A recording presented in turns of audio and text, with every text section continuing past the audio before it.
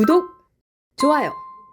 시작하기 전에 좋아요 한번 꾹 눌러주시고 구독 신청하시는 분이 있으면 구독 꾹 눌러주시면 신청해 주시면 큰 힘이 됩니다. 예, 연설장면이 나오셨네요. 이재명 정권과 또 민주당 폭지에 맞서 싸워오신 주진우 의원, 부산시장 후보죠. 주진우 의원 나오셨습니다. 어서 오십시오. 네, 반갑습니다. 예. 주진우 의원입니다. 예, 오랜만입니다. 네. 자, 우선 우리 팬앤 시청자분들께 인사를 좀 해주시죠. 네. 저와 함께 보수를 지켜오고 또 싸워오신 팬앤마이크 시청자 여러분 정말 반갑습니다. 저는 그 국회에서도 계속 싸워왔지만 이번에 부산에까지 이르면은 민주당이 정말 대한민국을 회복 불가능할 정도로 망쳐버릴 것 같거든요. 그래서 저는 그런 각오로 저의 모든 것을 걸고 부산을 지키겠다는 각오로 나왔고요. 제가 그동안 싸워왔던 것을 다 보셨다시피 제가 치열하게 민주당과 싸워왔지 않습니까? 예. 민주당과 싸우는 모습 때문에 국민의힘에서 저를 오히려 단수공천까지 주겠다고 했는데 제가 당당하게 경선을 통해서 경쟁을 통해서 올라가서 그 힘으로 전재수를 반드시 꺾겠다. 그것이 저의 각오고요. 예. 오늘 제 그 각오와 내용에 대해서 좀 말씀드릴 수 있게 돼서 기쁘게 생각합니다. 예, 우선 좀 과거의 활동 이력들도 좀 한번 살펴보죠. 그거 살펴보고 댓글에 무슨 한빠 얘기가 나오니까 좀 이따 한번 그 부분도 한번 좀 여쭤볼게요. 네. 예, 박근혜 정부 당시에 청와대에서 선임행정관으로 활동을 하셨죠. 그 기간제 활동 중에 특히나 박근혜 대통령 탄핵을 막기 위해서 아주 상당히 활동을 많이 하신 것으로 알고 있는데 네. 이번 기회에 당시의 상황 그리고 활동했던 내용 뭐 이런 것도 좀 한번 이번 기회에 소개를 좀 해주시죠. 예, 저는 제가 한 번도 보수를 저버리지 않은 보수의 적자라고 생각합니다. 왜냐하면 제가 잘 알려지지 않았는데 예. 박근혜 정부 청와대 선임행정관에 2년 6개월을 있었습니다. 네. 사실 한 1년 정도 근무하다가 검찰로 돌아가기도 하는데 제가 박근혜 대통령 탄핵 위기 때 사실 정면에 나서서 가장 먼저 싸웠고요. 언론 보도에 연풍문 대치라고 하면 나오는데요. 그 당시 박근혜 대통령 수사를 하기 위해서 특검팀을 꾸려가지고 지금과 똑같습니다. 특검팀 만들어서 막 청와대 압수수색하려고 하고 뭔가 보수를 말살하려고 할 때 제가 청와대 선임행정관으로서 그 수사팀을 막아서서 압수수색을 못하게 막아냈고요. 네. 그리고 그 과정에서 이제 아무래도 좀 정권에 찍히다 보니까 또 문재인 정부에서 탄압도 많이 받고 그랬습니다. 야. 자, 그러면 그 전에 이제 문재인 정부 때의 활동도 한번 좀 여쭤볼 텐데 당시에 박근혜 대통령이 사실은 여러 형태로 인신 모독이나 여론 조작을 통해서 공격을 당했었잖아요. 네. 여러 가지 이제 어려움을 현장에서 보셨을 텐데 그 당시에 좀 가장 어려운 문제가 있다면 어떤 게 있었을까요? 저는 박근혜 정부 청와대 때 선임행정관 때 제일 열받았던 부분이 뭐냐면은 진짜 좌파들 여론 선동 조작 잘합니다. 네. 그 당시에 가짜 뉴스가 정말 판을 쳤고요. 언론 보도에 대한 대응을 하기 어려울 정도로 오보가 쏟아졌어요. 그리고 좌파 유튜버들 포함해가지고 엄청나게 조리돌림하고 가짜 뉴스 퍼뜨리고 그렇게 했던 것에 대해서 저는 더 이상 반복돼서는 안 된다라고 생각하고 제가 SNS 활동을 열심히 하는 것도 우파에도 지금 우리 팬앤마이크나 저처럼 우파의 목소리를 정확하게 대변해 줄 수 있는 뭔가 통로와 싸울 수 있는 수단이 있어야 되거든요. 저는 네. 그 부분에 대해서는 좀 강력하게 좀 대처를 해왔다는 점을 말씀드리고 싶습니다. 예. 문재인 정권 때 사실은 좌천당에서 고생도 좀 하셨는데 당시에 이제 적폐청산이 국정과제의 1호였지 않습니까? 네. 문재인 정권은 이제 적폐청산을 위해서 국정의 가장 중요한 어떤 기조로 틀로 잡고 각종 보수 진영과 보수 인사들을 탄압을 해왔는데 그 과정에서 우리 주진우 의원님은 물론 이제 당시에 일반 민간인은 아니었습니다만 검사로서 수사 과정에서 사실은 당시에 권력에 맞서다가 좀 쫓겨나기도 했어요. 당시 네. 상황 좀 소개를 해주시죠. 예, 제가 그 박근혜 정부 청와대를 나와서 문재인 정부가 들어섰지 않습니까? 예. 적폐청산을 빌미로 해가지고 우리 보수 인사들을 죄도 되지 않는 것들을 다 걸어서 막 구속하고 보수를 거의 말살시키기까지 했거든요. 네. 그러면서 다 보수 인사들 구속되고 한 그 자리에 좌파 인사들을 다 꽂아 넣은 겁니다. 그래서 제가 거기에 대해서 진심으로 분노하고 있던 차에 그 문재인 대통령 최측근 중에 송인배 비서관이 있었어요. 예. 그 송인배 비서관이 사실 그 당시에 완전히 최측근이었는데 그 정치 자금을 불법적으로 받은 부분이 있어서 네. 제가 그 부분을 원칙대로 수사해서 더 이상 정치에서 발을 붙일 수 없도록 만들었고요. 네. 두 번째는 환경부 블랙리스트 사건이라고 환경부 장관이 보수 인사들을 쫓아내고 또 좌파 사람들을 환경부 산하 공공기관에 앉혔던 사건이 있습니다. 그 사건에 있어서도 그 당시 문재인 정부 지지율이 거의 한 70 몇 %였어요. 예. 근데 제가 거기 권력에 굴하지 않고 온갖 수사 방해 다 이겨가면서 끝까지 수사해서 결과적으로 환경부 장관이 그 구속되고 감옥에 갔어요. 예. 그것 때문에 제가 검사로서 좀 옷을 벗게 된 것이고요. 저는 후회하지 않는 것이 당시 보수 인사들은 무슨 블랙리스트라고 하면서 막 없는 것도 만들어내서 구속하면서 자기들은 더한 짓을 하면서도 다 지금 빠져나가려고 하더라고요. 그래서 저는 그 부분에 대해서는 제가 제 직을 거고 강력하게 싸웠고요. 되게 역설적인 게 그 당시 제 수사를 가장 방해했던 사람이 민주당 이성윤 의원이고 당시 반부패 부장이었거든요. 예. 검사장인데 저는 부장검사였고 제가 수사만 하려고 그러면 대검에 불러가지고 엄청나게 그 방해 많이 했습니다. 뭐 압수수색하려고 그러면 승인 안 해주고 온갖 짓 다 해가지고 하는 거를 제가 뚫어내서 수사를 했었고요. 마지막으로 당시 민정수석이 또 조국이었거든요.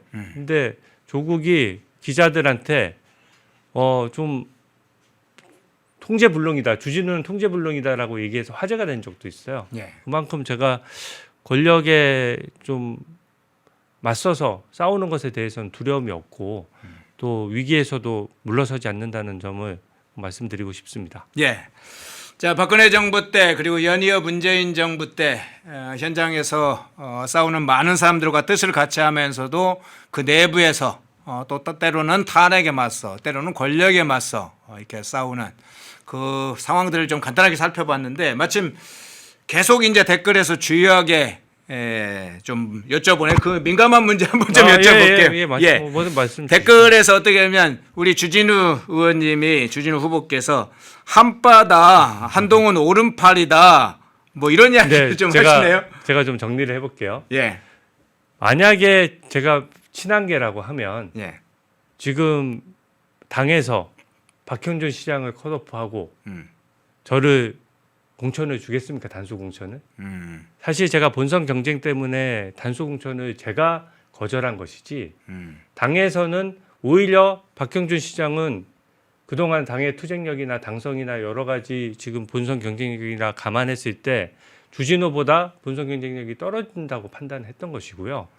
또 저는 한결같이 싸우면서 개파 활동을 하지 않았기 때문에 당에서 그 점을 높이 사고 제가 사실 친한계가 아니라는 점을 당에서 인정해 준 것이라고 저는 생각을 하고요. 네. 또 그렇습니다. 저는 윤석열 대통령 탄핵에 끝까지 반대하면서 치열하게 싸운 거 아마 다 보셨을 겁니다. 그리고 그 싸우는 과정에서 정말로 민주당한테도 저도 많이 조리돌림 당하면서도 제가 끝까지 탄핵 반대를 외치면서 싸웠고 지난 대선에서도 김문수 후보가 우리 최종 후보가 됐을 때 저는 부산 의원인데도 거북섬까지 가서 막 싸웠어요. 예. 그러니까 그 과정에서 저는 한동훈 전 대표하고는 입장이 좀 많이 다르다 보니까 사실은 이제 그 연락도 하지 않고 지금은 이제 완전히 그 서로 다른 길을 가고 있다는 점을 말씀드리고요. 예. 지금 와서 이제 이 얘기를 하는 이유는 제가 사실은 우파를 대변해서 열심히 싸워왔지 않습니까? 예. 또 선거가 이제 진행되다 보니까 그런 내용을 가지고 저를 이제 그런 쪽으로 모시는 분들이 일본에 있는데 저는 자신 있게 말씀드릴 수 있는 게 저는 우파 가치를 한 번도 저버린 적 없고 늘 한결같았다는 점을 말씀드리고요. 또 그 점에 있어서는 제가 입장이 명확하다는 점을 또 한번 말씀을 드립니다. 예, 하나만 더 추가를 해드리겠습니다. 댓글에서 나온 내용 중에 이런 민감한 문제도 여쭤봤네요. 자, 한동훈이 지금 부산, 대구 출마를 한다 이런 게 이제 언론에서 나오고 있어요. 실제로 출마할지는 한번 지켜봐야 됩니다.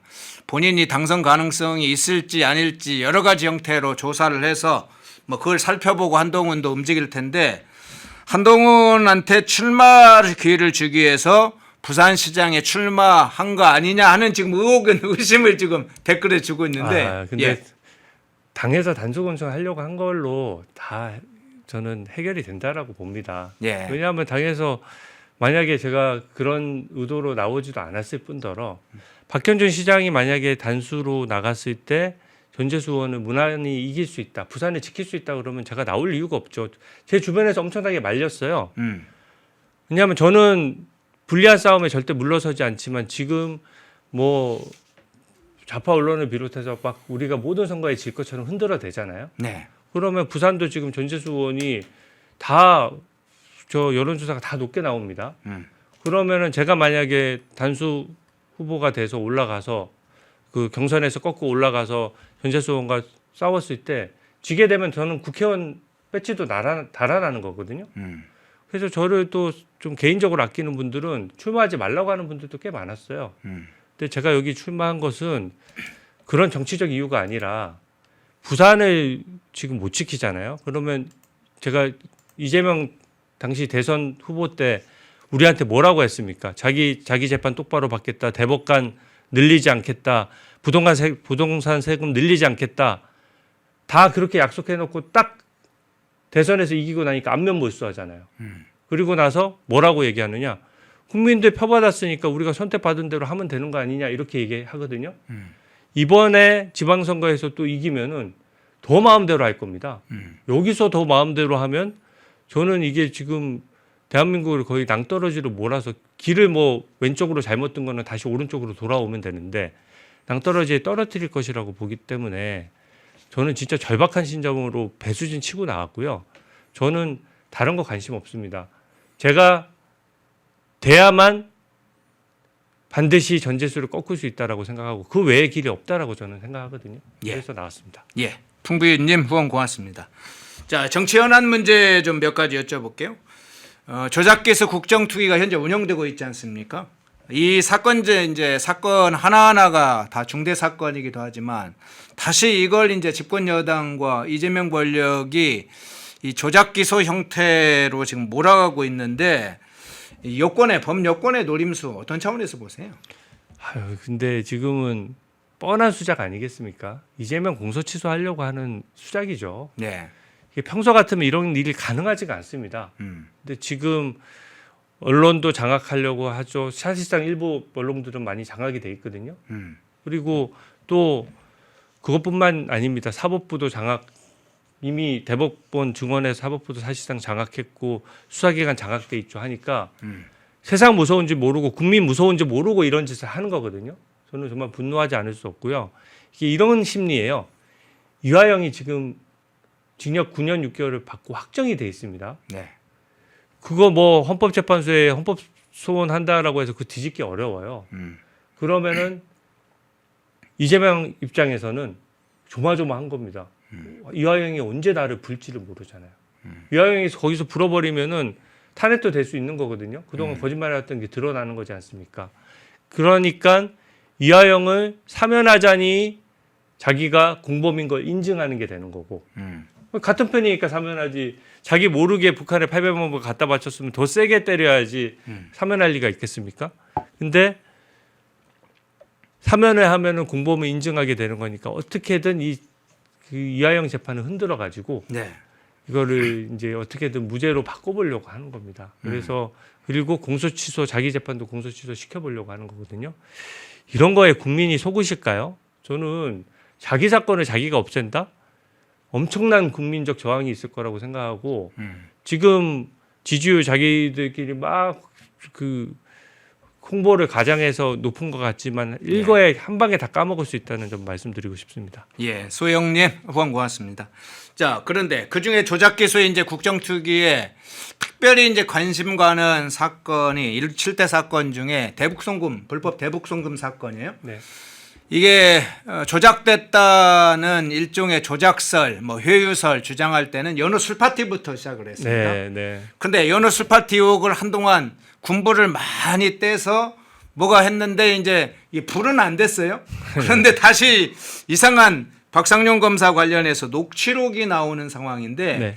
이 상황, 그러니까 상황도 바뀌고 사례도 바뀌고 이 대북 송금 사건에 이런 것에 굉장히 매달리는 이유, 근본적 이유 어디에 있다고 보세요? 저는 좀 말씀을 드리면은 연어술 파티라는 것 자체가 너무 웃긴 얘기예요. 사실은 아니 국회의원하고 부지사까지 했던 사람이 연어 한두 좀 얻어먹고 이재명한테 보고하지 않은 걸 보고했다고 불었다는 게 말이 됩니까? 아니 그런 논리대로라면 제가 참치 사드릴 테니까 도로 이재명 좀 불어줬으면 좋겠어요. 연어 참치에 환장한 것도 아니고 너무 심하지 않습니까? 근데 지금은 녹취록을 가지고 온 거는 오히려 저게 나중에 이하영한테 엄청 불리할 수 있는 게 이하영이 유죄로 확정받았잖아요. 저게 정말 결정적인 증거잖아요. 네. 이하영한테 유리한 증거였으면 진작 냈을 거예요. 네. 근데 왜 이제 와서 냅니까? 이하영의 변호인이 지금 사실 이 녹취록을 공개한 거잖아요. 그러니까 박상현 검사가 되게 스마트하신 분이 돼가지고 네. 아, 속이 다 시원하더라고요. 그게 짜깁기 현상인 거예요. 그러니까 오히려 이하영한테 불리한 것이 이하영의 변호인이 박상현 검사한테 나 이재명 불면은 조금 봐줄 수 있어? 이런 의사를 먼저 타진을 한 겁니다. 그러니까 박상현 검사가 회유를 한 것이 아니라 저쪽에서 먼저 자기가 중벌을 받을 게 뻔하니까 내가 혹시 나 혼자 한 게 아닌데 내 주범을 불면은 나 좀 신경 써줄 수 있어? 이게 마약 사범도 그렇고요. 이런 거 엄청 많이 해요. 마약 사범 걸렸는데 자기가 한 10년 살 것 같잖아요. 실제로는 내가 마약 상선이 있는데 나 마약 상선 관련돼서 진술하면 난 어떻게 돼? 그러면 사실상 주범을 불게 되면은 자기가 주범이 아니기 때문에 형량을 깎이게 되는 거거든요. 그러니까 이거는 회유를 해서 수사를 한 것이 아니라 피고인이나 이하영이 자기가 잘못했으니까 캥겨가지고 오히려 이재명 불면은 나 좀 봐줄 수 있어라고 타진한 장면이기 때문에 전체 녹취록을 들어보면 오히려 이재명 유죄에 대한 유력한 증거가 될 수 있어요. 아, 녹취록을 실제로 실제로 전체로 다 공개를 들어보면 하면 다 공개하라는 게 저의 입장입니다. 다 한번 자신 있으면 한번 공개해 보십시오. 다 공개하잖아요. 그러면 유하영 변호인이 어떤 얘기가 나올지 뻔해요. 저 사실은 좀 이재명 관련해서 뭐 얘기할 게 있든지 아니면 우리가 종범이면 어떻게 돼요? 근데 만에 하나 이하영이 진짜 자기가 혼자서 다 알아서 한 거고 이재명이 하나도 몰랐다. 그러면은 검사랑 협상할 일이 뭐가 있습니까? 검사 눈치 보면서 나 좀 저 위에 사람 불면은 나 좀 형량 좀 약하게 해줄 수 있어라는 얘기를 할 필요도 없는 거거든요. 네. 근데 전체 내용을 다 공개하라고 저는 자신 있게 말씀을 드리고 전체 공개하면 우리 박상현 검사님 말씀처럼 그 이하영 이재명은 더 골로 갈 것이다. 저는 확신합니다.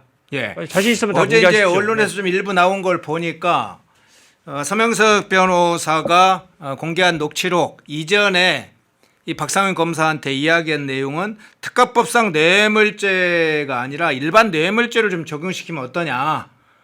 그런 걸 사실상 미리 박상현 검사한테 사실 우리가 좀 잘못한 걸 조금 더 인정할 테니까 형량을 좀 줄이는 방식으로 뭔가 혐의를 좀 낮춰주면 어떠냐. 그런 거 관련해서 녹취록에 공개되지 않았지만 그런 내용이 있었다. 뭐 이런 내용이 알려져. 아니 다 공개하라는 거죠. 통화 내용이 있을 거 아닙니까? 예. 통화한 거를 다 공개하면은 깔끔한 얘기예요. 근데 그 얘기도 뭐냐면은 이하영은 재판 내내 뭐라고 했습니까? 자기 돈 안 줬다고 했어요. 예. 북한에 안 갖다 줬다고 했는데 저 서 변호사의 저 얘기는 뭐냐면 돈을 갖다 준 거 맞는데 뇌물죄 액수를 좀 줄여달라는 얘기 아닙니까? 그러니까 그 말 자체가 이미 이하영이 이때까지 거짓말을 해왔다는 것을 지금 자백하는 거나 마찬가지거든요. 그럼 이하영하고 변호인은 밀접한 관계잖아요. 그러니까 변호인이 아유 우리 뇌물 준 거 맞는데 뇌물 액수는 좀 줄일 수 없어라는 말을 했다는 얘기는 지금 이하영이 주장하는 것처럼 억울하게 사건이 조작돼서 뭐 뇌물을 한 푼도 안 받았는데 혹은 북한에 하나도 안 갖다 줬는데 이게 사건이 이렇게 된 게 아니고 실제로 줬는데 나 좀 적게 처벌하게 해줘 이거잖아요. 그래서 저는 이런 부분이 있기 때문에 다 녹취록 공개하면 오히려 이하영, 이재명을 동시에 묻는 자승자박이 될 것이다. 그렇게 생각하고 다 공개하십시오. 자신 있으면. 예. 자, 전재수 문제 관련해서도 이제 실제로 경쟁자이니까요. 선거에서 저가 구분을 좀 한다면 직접적인 경쟁자 문제를 좀 따지지 않을 수 없는데 이 전재수 의원 관련된 좀 문제, 특히 통일교 유착 문제, 금품 거래 문제 한번 좀 살펴보겠습니다. 지난번에 경찰이 의원실 압수수색을 할 때 인쇄 이 파쇄계 문제도 나섰지 않습니까? 네, 두 번이나 파쇄하는 것 같은 소리가 들렸고 또 지역 보좌진이 컴퓨터 하드디스크를 밭에다 묻었다. 뭐 논두렁 얘기는 들어봤습니다만 이제 밭두렁 얘기까지 해야 되는 상황인데 가지가지합니다 진짜로. 예. 네. 검경 합수본에서 어쨌든 최근에 특정 시리얼 넘버를 아예 딱 지목을 한 까르텔 시계가 전재수 의원의 지인을 거쳐서 뭔가 수리에 맡긴 거 아니냐 이런 이제 의혹들까지 제기됐는데 이 전재수 사건의 특징, 상황 내용 어떻게 보세요? 일단 떳떳한 사람은 증거를 인멸하지 않습니다. 그러니까 전재수 의원은 증거 인멸을 자기는 몰랐다라고 하는데 이게 말이 안 되는 것이요. 예. 전재수 의원 지역 보좌진이 당협 사무실에 있는 컴퓨터를 갖다 밭에다 버렸다고 한 거예요. 근데 나중에 찾아보니까 다 부서져 있었습니다. 근데 당협 비품이잖아요. 네. 그러면 당협위원장인 전재수한테 얘기도 안 하고 자기 혼자 다 때려 부숩니까? 무슨 분노 유발 장애도 아니고 부술 이유가 없는 거예요. 그리고 그 비품에 대해서 단독으로 결정해서 보좌진이 하기에는 거기에 무슨 자료가 어떻게 있는 줄 알고 어떤 오해를 받을 줄 알고 전재수 당협위원장한테 보고도 안 하고 PC를 밭에다 버렸겠느냐 이런 문제가 있고요. 두 번째는 사무실도 마찬가지입니다. 문서 중에 어떤 내용이 있을 줄 알고 그 국회의원한테 보고도 안 하고 보좌진들이 문서 파쇄기에다 다 갈아버립니까? 그래서 일단 떳떳하지 못하다는 점은 말씀드리고요. 제가 전재수 의원 사건에 굉장히 중요한 두 수를 뒀어요. 예. 한 수는 뭐냐면은 지금은 어떤 국면이냐면 까르띠에 시계를 지인이 수리를 맡겼다라고 하지 않습니까? 예. 근데 그게 수사로 보면 엄청나게 큰 증거예요. 거의 물증이 나온 겁니다. 지인이 수리를 맡겼다는 거는 통일교가 지인한테 줘서 전재수 의원한테 전달을 하든지 아니면 전재수 의원한테 준 게 지인한테 전달됐든지 둘 중에 하나 아니겠습니까? 예. 근데 전재수 의원이 실수한 것이 SNS에 전재수 의원 자기 지인한테 준 것이지 자기한테는 전달 안 됐다라고 한다. 근데 직접 받았으면 뇌물죄고 전재수 의원 지인이 대신 받았으면 제3자 뇌물죄입니다. 예. 일로 가면 경찰서, 절로 가면 파출소예요. 제가 봤을 때는. 예. 그래서 경찰서 파출소. 네, 그렇기 비유가 때문에 적절하네요. 그래서 저는 그게 그 전재수 의원의 좀 실책이라고 보고요. 제일 좀 열받는 부분은 작년 8월에 이미 특검이 민중기 특검이 이 진술을 확보해 놓고 봐주려고 이 진술을 빼놓은 거예요. 그 당시 수사했으면 지금 전재수 의원 구속돼 있을 수도 있습니다. 당시 야당 의원은 구속했잖아요. 근데 그 당시에 뭉개고 있다가 언론을 통해서 들키니까 부랴부랴 사건 번호 부여해서 수사를 한 것인데 지금은 까르띠에 시기가 뭐 785만 원이라고 해가지고 현금 2천만 원, 785만 원에서 3천만 원 이하니까 공소시효가 도과됐다. 이렇게 우기잖아요. 예. 근데 저한테는 그게 안 통하는 것이 제가 전재수 의원의 진술을 허위사실 공표로 고발을 해놨어요. 예. 근데 그게 어떤 의미가 있냐면 전재수 의원이 나는 천정궁을 방문한 적이 없다라고 예, 얘기했고 없다고 초기에 얘기했었죠. 예. 그리고 나 까르띠에 시기에 전혀 무관해 이런 식으로 얘기를 했어요. 네. 근데 지금 그 얘기가 거짓말임이 드러났지 않습니까? 그러네요. 그러니까 이게 이재명 허위사실 공표 공직선거법 위반하고 똑같아요. 일종의 모방 범죄입니다. 아, 그 모방 범죄군요. 고 김문기 씨를 몰랐다라고 했잖아요. 예. 그 김문기 씨를 몰랐다, 뭐 골프 안 쳤다, 뭐 그랬던 게 지금 허위사실 공표로 해가지고 대법원에서 유죄 취지로 파기 환송된 거 아닙니까? 그러니까 이 사건의 공소시효와 상관없이 전재수 의원의 발언이 허위사실 공표냐 아니냐는 건 따져봐야 되는 거고, 저도 저를 걸고 고발을 했잖아요. 전재수 의원이 처음에는 고발 안 하겠다라고 하다가 이제 여론이 이제 너무 안 좋게 흘러가니까 저한테 맞대응 하겠다고 해놓고 지금 아직도 맞대응 못 하고 있거든요. 저는 이 부분이 굉장히 핵심 증거라고 생각합니다. 예. 전재수 의원 관련된 문제를 보면 전재수 의원만 지금 문제를 조명할 게 아니고 범죄 혐의자를 저렇게 출마시키는 이재명과 민주당 지도부도 늘 보게 되는데 범죄 혐의자가 대통령이 돼서 민주당은 뭐 범죄 저 정도 범죄는 뭐 출마시킬 수 있어. 당내 상황이 이런 겁니까? 그러니까 저도 우리 대한민국 정치사가 역대 이런 적이 있었습니까? 보통은 이 통일교 뇌물시계 의혹의 구설만 올라도 네. 고개를 못 들고 그냥 정치권에서 사라지고 은퇴하는 게 우리 원래 기본적인 정치 아닙니까? 그렇죠. 근데 지금은 다 하니까 이제는 뭐 재판을 받고 있든 수사를 받고 있든 이재명 대통령과 비교하면은 뭐든 다 할 만한 거예요. 저는 대한민국 정치의 도덕성이 완전히 무너졌다라고 생각하고 그렇게 되면 공천원금 받는 걸 우습게 생각하고요. 아니 제일 황당했던 게 전재수 의원 같은 경우에는 지금 통일교 뇌물 의혹으로 수사를 받고 있는데 버젓이 출판 기념회를 열어서 거기서 사람들이 또 돈을 세 가지고 출판 기념회에 돈 봉투를 줘서 전달을 한단 말이죠. 그게 말이 되겠습니까? 그래서 제가 전재수 의원의 2018년도 19년도 재산을 분석을 해보니까 그때 통일교 뇌물 의혹이 있던 그 시기거든요. 각각 1억씩 늘었어요. 네. 본인은 세비 받아서 생활비 쓰고 어떻게 1억을 모읍니까? 다른 수입원이 전혀 없거든요. 거기에 대해서도 해명을 못하고 있고 저는 그래서 제가 본선에 가잖아요. 그러면은 구도가 선명해질 거라고 생각합니다. 오히려 박현준 시장이 올라가게 되면 전재수 의원이 박현준 시장의 부산 시정이 잘 됐느니 못 됐느니 그걸 공격하는 구도가 되는 거고 저는 어떤 돈 관련 구설에도 한 번도 오른 적이 없고 출판기념회 등등 해가지고 한 번도 한 적이 없잖아요. 제가 하게 되면 깨끗한 손으로 부산시를 확 바꿔야 된다라는 이슈로 기성 정치인인 전재수랑 한번 세게 붙으면 부산 한번 지켜볼 만하지 않습니까? 저는 그렇게 생각합니다. 네. 대머리 바풀님 고맙습니다. 댓글을 만일 도배를 하고 반복해 쓰거나 인신 모독발언을 하거나 특정인에 대한 공격성 발언을 하면 더 차단이 됩니다. 지금 미리 다시 경고를 드립니다. 중간에 또 도배하시는 분들 반복해서 같은데 아무리 좋은 내용이라 하더라도 반복된 도배 형태로 복사하는 것은 저희는 차단을 하고 제재 대상이에요. 주의하기 바랍니다. 자, 부산 문제도 한번 좀 여쭤볼게요. 네.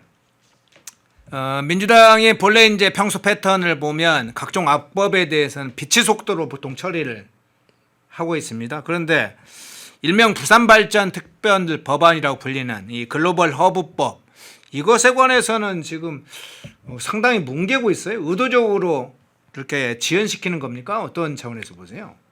전재수 의원이 그만큼 어려운 상황인 겁니다. 처음에는 네. 기세가 좀 좋고 해수부 장관 할 때까지만 해도 여론이 괜찮았는데 네. 부산 분들이 잘한 건 잘했다, 잘못한 건 잘못했다라고 하는 좀 명확한, 좀 선명한 기질이 있습니다. 네. 그게 부산 스타일이거든요. 근데 해수부 이전 잘했죠. 근데 통일교 뇌물 시계 그런 구설에 올라와서 5개월 만에 해수부 장관 그만둔 거는 명백히 잘못했지 않습니까? 그러니까 지금 거기에 이미 여론이 꺾이니까 본인이 글로벌 허브 특별법을 뭔가 통과시키는 모양새를 좀 연출하기 위해서 쇼를 하는 것 같은데 쇼하는 거 싫어합니다. 사람들이. 뻔히 보이는 거거든요. 네. 그리고 하나 저는 짚고 싶은 것이 지금 저는 꼭 이번 지방선거를 통해서 이슈를 좀 하고 싶은 것이요. 제가 광주 전남 통합 특별법을 봤어요. 네. 저희가 충남 대전도 통합하고 대구 경북도 통합하겠다고 하고 부산 경남의 통합 문제도 있지 않습니까? 근데 광주 전남 통합법은 세금 몰아주기가 너무 심해요. 일단 20조 원을 인구 320만인 광주 전남 통합 시에만 우선 배정하겠다라고 하는 거잖아요. 그렇게 되면은 이게 국비거든요. 세금은 전국에서 똑같이 내가지고 세금이 모였는데 지방은 다 먹고 살기 힘들면 지방에 똑같이 내려야지 똑같은 인구 비율대로요. 왜 광주 전남은 20조를 먼저 챙겨줍니까?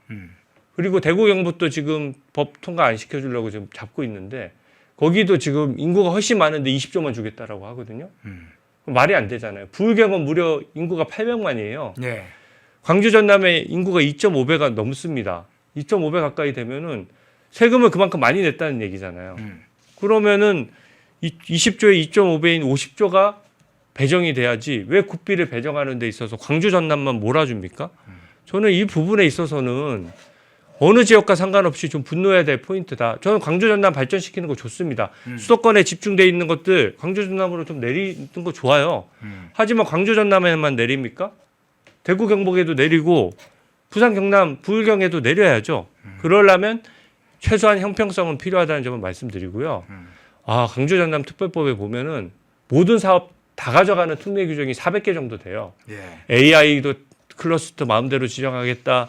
그 다음에 풍력 발전 가져가겠다. 또 2차 전지 가져가겠다. 관광, 의료, 조선까지 그쪽으로 다 기업들 가져가면 그러면은 영남이나 대구 경북 그리고 부울경은 그러면은 기업들 어떤 기업이 내려오란 말입니까? 저는 이 부분은 정말 대한민국 전체의 균형 발전을 위해서 우리가 한번 세게 짚어야 된다. 그렇게 생각하고요. 예. 그런 면에서 부울경 부산 글로벌 특별법도 통과시키고 부울경 통합에 따른 인센티브도 정부가 확실히 약속을 하라.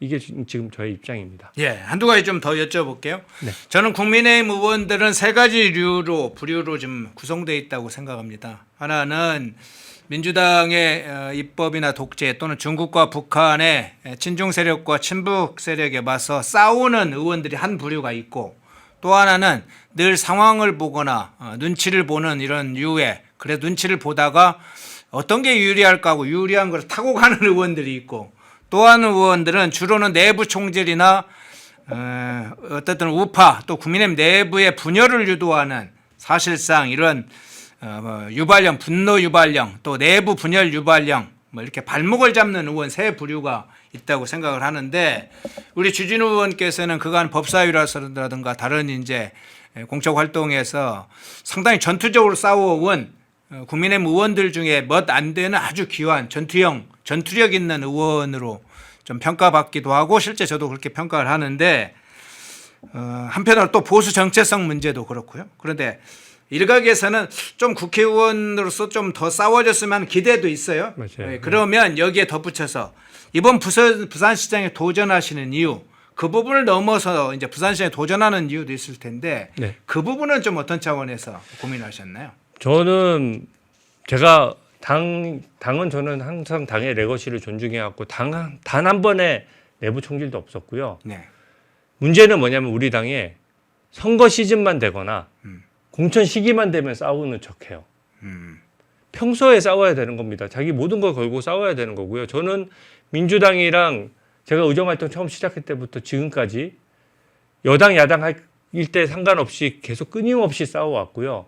저 조리돌림 많이 당했습니다. 유튜브에 한번 제 이름 쳐보십시오. 네, 네. 좋은 얘기가 안 나오는 게 조리돌림하고 고발하고 좌파 유튜버들 저한테 조리돌림해도 제가 그거 굴하지 않고 이게 우리가 우파를 지키는 길이라고 생각하고 저는 끝까지 싸웠습니다.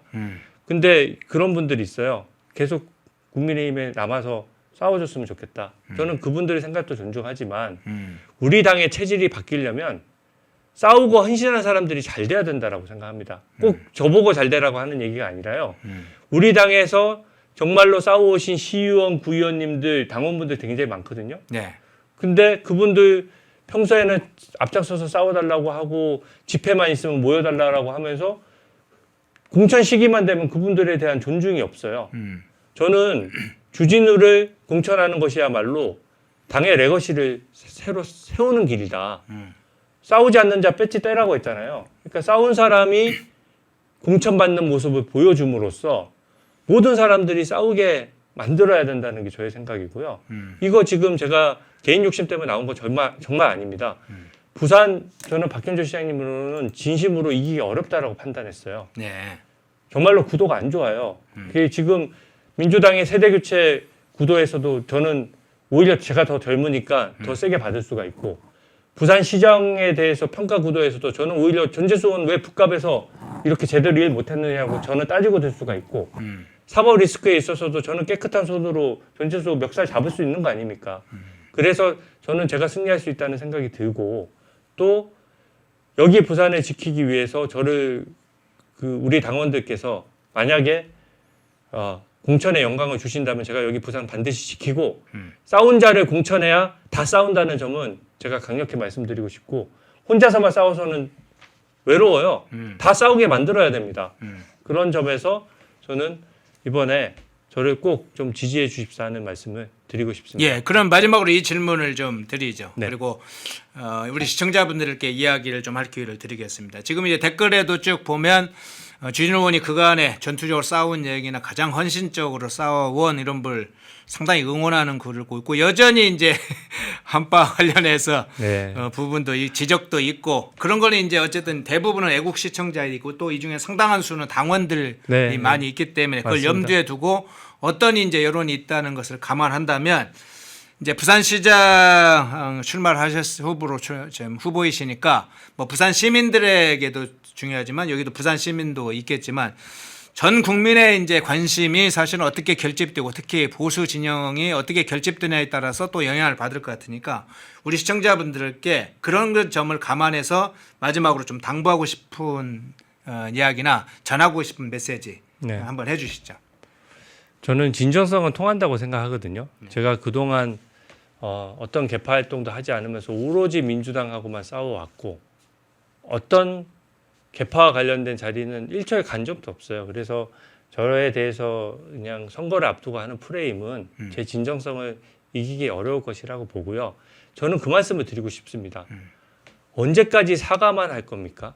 그리고 또 언제까지 패배감에만 젖어 있을 겁니까?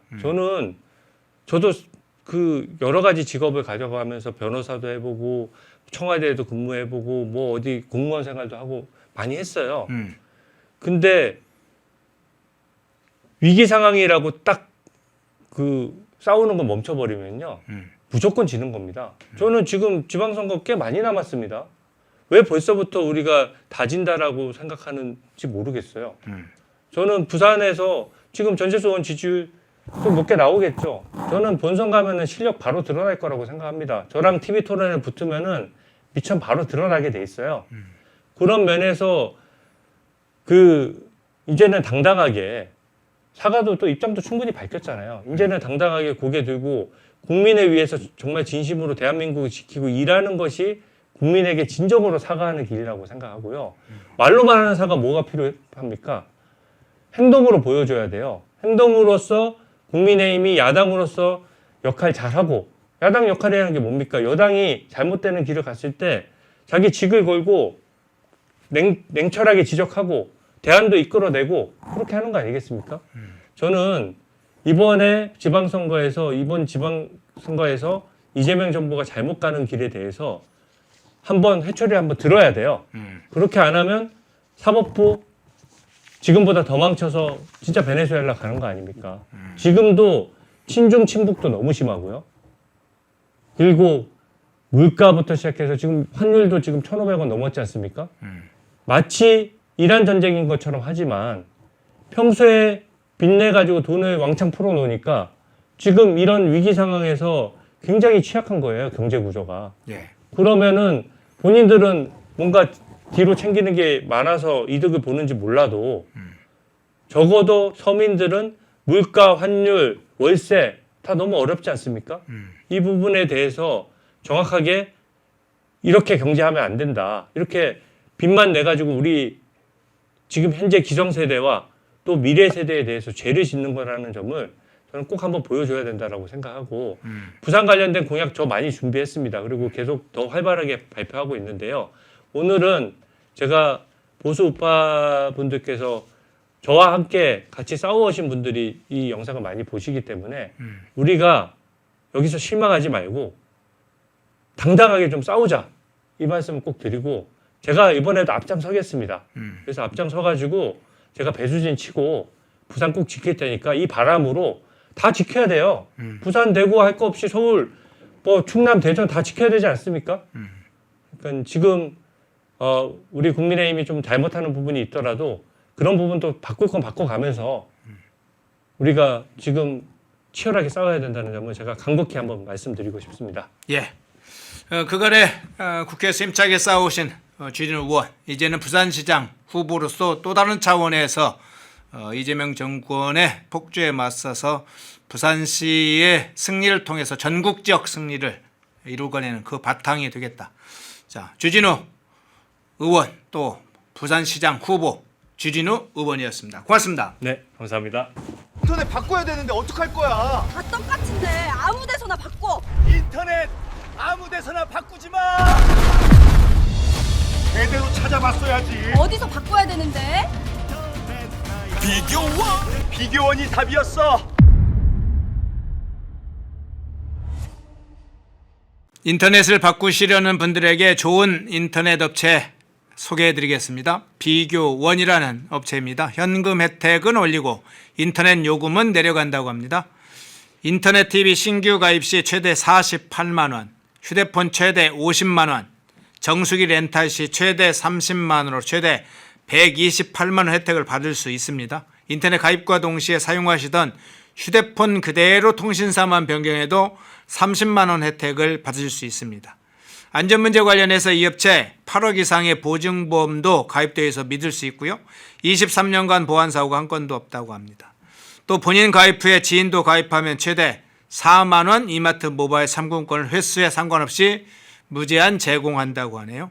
화면에 보이시죠? 1670-2571로 연락하셔서 상담 받아보시거나 네이버에 비교원 검색 후 문의 남겨주시면 전화드린다고 합니다. 팁 드립니다.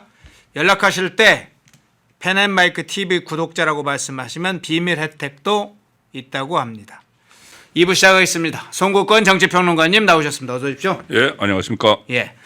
자, 미스터 칸쿤 얘기부터 하겠습니다. 정원호 민주당 서울시장 예비후보로 돼 있죠. 자, 추가적인 의혹이 또 나왔습니다. 출장 심사 의결서라는 게 있죠. 예, 그런데 서명이 조작됐다. 이런 이제 지금 의혹이 나왔어요. 사진을 한번 먼저 보고 할까요? 자, 이게 2023년도에 지금 정보공개 청구에 의해서 공개했던 심사 의결서라고 합니다. 그 중에 제일 오른쪽에 있는 성동구 공무구의 심사위원회 쭉 가는 거 한번 보십시오. 그 위원장, 유보와 부위원장 서명이 없죠. 깔끔하죠. 예. 다음 거 볼까요? 자, 또 하나 볼까요? 2026년에 지금 제출한 건데 저 이상하게 저게 제대로 지금 저 국회에 오지 않았어요. 그거 아까 그걸 떼어놔 주셔야죠. 두 번째 거. 예, 두 번째 거. 예.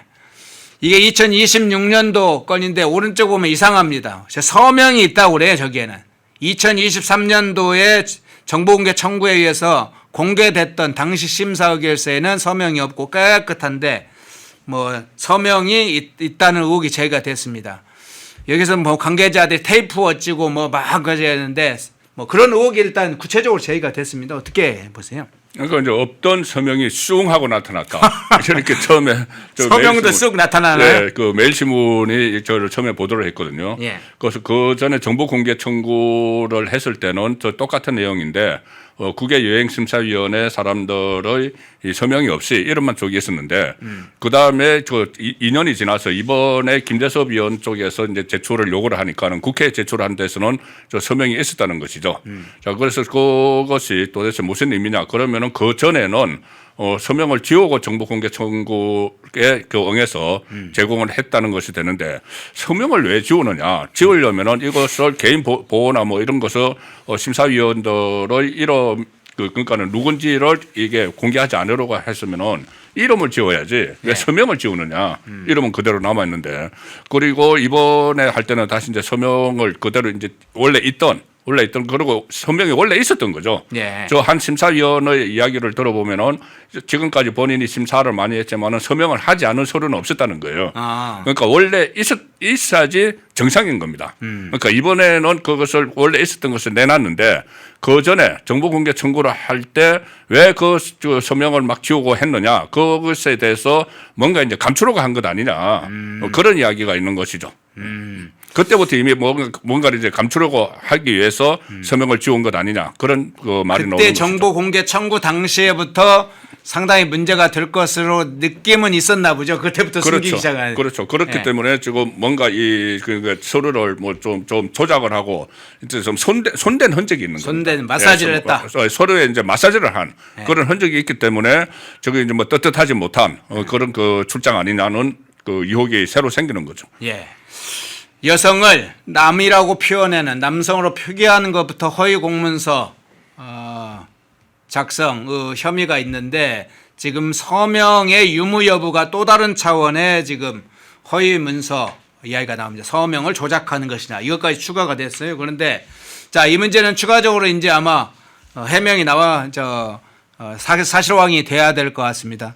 계속 단순한 실수라고 얘기합니다. 성동구청은 여성을 남이라고 표기한 것도 단순 실수, 서명 문제도 단순 실수, 뭐 계속 단순 실수도 아니고 단순 실수, 단순 실수를 반복하는 공무원이 그 안에 뭐 여러 명이 계속 있나 봅니다. 몇 년 동안에 단순 실수로 계속 그걸 덮으려 하고 있어요. 그런데 자, 이 문제와 함께 칸쿤의 일정, 이 출장 일정과 관련해서 계속 의혹이 추가되고 있어요.